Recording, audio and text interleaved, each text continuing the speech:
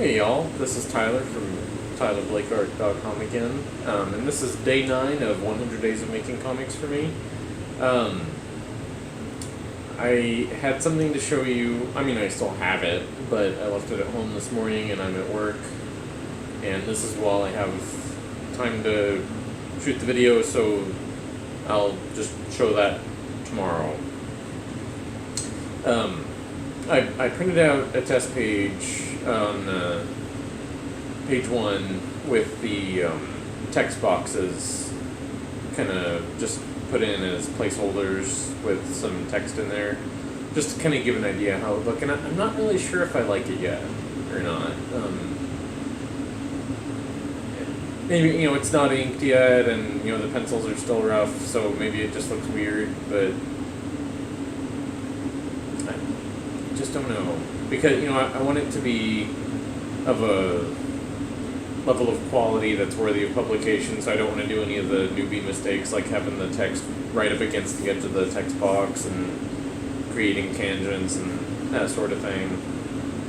So I'm going to be very deliberate about how I figure that out. In fact, for the rest of you in the 100 Days of Making Comics community, I have a question. How do you, if anybody does the lettering digitally, how do you determine how many points or pixels or whatever?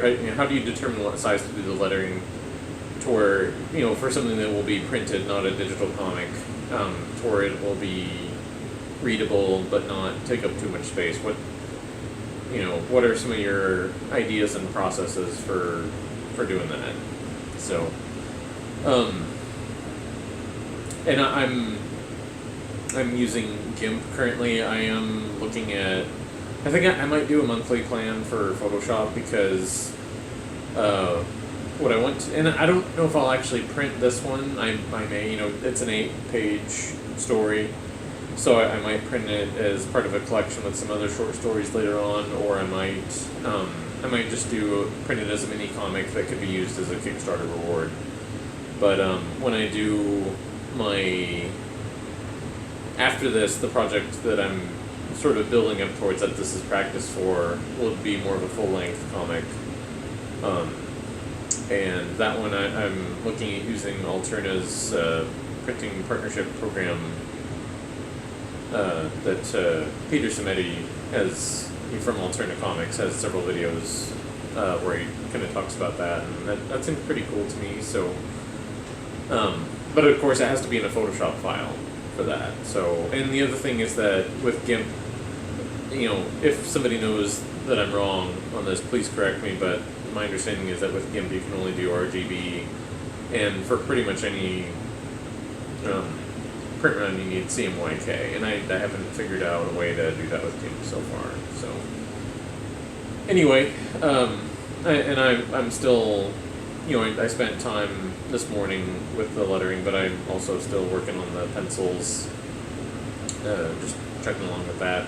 In fact, maybe I'll save the lettered stuff for a day where I haven't made enough progress to show one of the other pages, because I think when I do my video tomorrow, I'll be ready to show you the pencils so far for page 2. So, yeah. I would imagine that, I know for I'm really looking forward to being farther along in the challenge where I can, videotape the inking and, some of the more interesting parts of the process than just kind of figuring stuff out, like the actual production.